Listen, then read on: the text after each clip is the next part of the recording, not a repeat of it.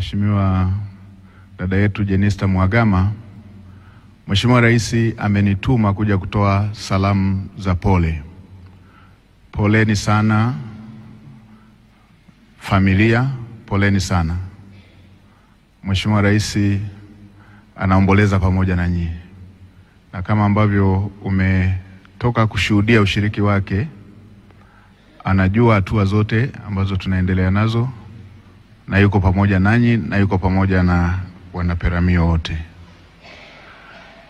Amenituma Mheshimiwa Rais niwahakikishie wanaperamio kwamba Mheshimiwa Jenista alikuwa kiungo wa wanaperamio pamoja na serikali, na Mheshimiwa Rais amenituma niwahakikishie kuwa serikali itaendelea kushirikiana na wanaperamio kama ambavyo ilikuwa inafanya.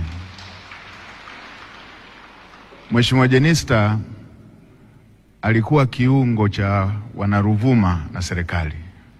Mheshimiwa Rais amenituma niwahakikishie wanaruvuma wote kwamba serikali itaendelea kushirikiana na mkoa wa Ruvuma